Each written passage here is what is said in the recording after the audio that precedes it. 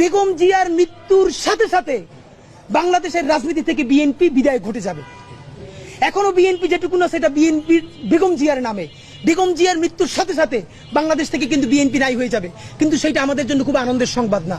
কারণ ভারতীয় আধিপত্যবাদ বিরোধী লড়াইয়ে শহীদ জিয়ার বেগম জিয়ার বিএনপিও আমাদেরকে লাগবে। নাম্বার এক, বিএনপি আপনাদেরকে মনে করাই দেই অধ্যত্ব ও অহমিকা। আপনাদের বডি ল্যাঙ্গুয়েজে, আরে ভাই 1 বছর আগে ছিলেন বিলাই, টক শোতে যান নাই, অনলাইনে কানেক্টেড হইছেন, সেখানেও কে যেন নক করছে, বাসা থুয়ে দৌড়াইতেছেন, মানে এটা তো আমরা মানি। এর মানে আপনারা বিলেই তো ছিলেন। এখন আপনি বাঘ হয়ে উঠছেন, সেই বাঘের কণ্ঠ কার সাথে দেখাইতেছেন? এই দেশের নিরীহ মানুষের সাথে। আওয়ামী লীগ কয়টা ধরে শেষতে পারছেন? কয়টা আওয়ামী লীগের বিরুদ্ধে অ্যাকশনে যাইতে পারছেন? কোটি কোটি টাকা খায় ওই হাজিব সেলিমের লোক স্টেজে উঠান। অধ্যত্ব আর অহমিকা আপনারা এইবার লাস্ট চান্স, যদি বাদ দিতে না পারেন আপনাদের দেশে আর কোনো রাজনীতি থাকবে না, মানে থাকবে না, মনে রাখেন। চূড়ান্ত অধ্যত্ব এবং অহমিকার সিম্বল ছিল শেখ হাসিনা। শুধু তার পদত্যাগ না, পতন হয়েছে, দিল্লিতে গিয়ে লুকাইতে হয়েছে। সুতরাং আপনারা তো তার ধারে কাছেও না। সালাউদ্দিন ভাই থেকে শুরু করে অন্যান্যরা সংস্কার কমিশনে যেই গার্ডস নিয়ে, যেই অ্যাটিটিউডে কথা বলেন, আমরা আহত হই। আমরা আপনাদেরকে শ্রদ্ধা করতে চাই। সালাউদ্দিন ভাই, আপনি গুম ছিলেন, বিএনপির কত মানুষের জীবন মেসাকার হয়ে গেছে, তাদেরকে ইন্টারভিউ করে দেখেন। প্রত্যেকটা মানুষ বিএনপির এই আচরণে, যারা বিএনপির জন্য জীবন দিছে, তারা আহত, তারা কাউরে বলতে পারে না। আমাদের অগণিত বিএনপি কর্মীরা ধরে বলে, ভাই আপনারা যেটা বলেন এইটা শতভাগ সত্য, একটা দলের কাঠামোর মধ্যে আছে, বলতে পারতেছি না, কিন্তু এভাবে নেওয়া যায় না। আপনারা কাদেরকে বুদ্ধিজীবী বানাইছেন? তো এই অধ্যত্ব আর অহমিকা থেকে বের হন। এই যে যুবদলের নয়ন সাহেব, এর কাজই হইল সম্ভবত উনি বিএনপির থাপড়ানো বিষয়ক সেক্রেটারি। যারে ভাই তার থাপড়ায় কি অ্যাটিটিউড ভাই! বিএনপির বিরাট সমাবেশ, সে হাঁটতেছে, সামনে একজন আইসক্রিম এলা সমানে থাপড়াইতেছে।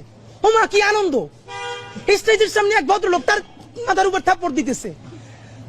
ব্যাপার হলো এই যে সে থাপড়াইতেছে, এইটা ভিডিওতে মানুষ মিডিয়ায় দেখতেছে। বিএনপি এইটার বিরুদ্ধে কোনো অবস্থান নিছে? অফিসিয়ালি তারে বলছে যে এরকম থাপড়াথাপড়ি সে কেন করে? সে এইটাকে এনজয় করতেছে। এর মানে হলো বিএনপির বিরুদ্ধে আমরাও যদি বলি, আমাদেরকে এরকম থাপড়ানো হবে। এই থাপড়ানোর ট্রায়াল দিতেছে তারা। এই নয়নেরা যদি এই বিএনপির ফিগার, যারা এখন মানুষটা খালি সমানে থাপড়ায় ডানে বামে তাকাইয়া, তাহলে সেই দলের যারা নীতি আছে তারা মানুষটা পাথর মারবে না মারবে কি? চুমা দিয়ে মাইরে ফেলবে মানুষকে। ওদের তো যা করার তাই করছে, দলের নেতা মানুষরা থাপড়ায় আর তারা পাথর মারে। এখন আমরা জানি এই নয়নদের শক্তি কোথায়। নয়নরা থাকবে নিচে, চাঁদাবাজি করবে, টাকাটা আনবে, টাকাটাই না উপরে পাঠাবে কারো না কারো কাছে। তারা হবে ভদ্র সুশীল, তারা মপ করবে না, ইংলিশে কথা বলবে। আর নয়নরা নিচে চাঁদাবাজি করে উপরে দল চালাবে। এইটা বিএনপির বলেনি, এটা জামাত করলে জামাতের অবস্থা এইটা হবে। এটা এনসিপি করলে, এনসিপি তো নতুন দল, সুতরাং ফেরেস্তাই মনে হবে। আমরা এনসিপিরও বুঝতে পারবো সে আসলে বিএনপির মতো ক্ষমতায়িত হইলে আসলে সে কি করে। সুতরাং যুবদলের ব্যাপারে এটা, বিএনপি যদি এখনো মনে করে তার পুরনো ধারার রাজনীতি কইরা সে ক্ষমতায় আসবে এবং টিকে থাকবে। আগে আপনাদেরকে বলছিলাম বিএনপি ক্ষমতায় আসলে থাকতে পারবে সর্বোচ্চ 3 বছর। আজকে সময় আরো কম মনে হইতেছে।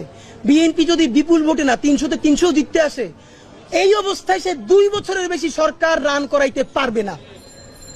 সুতরাং নির্বাচনের চেয়ে সেই ক্ষমতা কেমনে সুসংহত করবেন এইটা মনে রাখেন। কেন পারবেন না? হিসাব সোজা ভাই, মানুষের হাত খুলে গেছে। মানুষ মার খাইতে খাইতে এখন মার দিয়া শিখে গেছে। আপনি যত তারে একটা বাজে কথা বলবেন, আপনি 3টে বাজে কথা শুনবেন।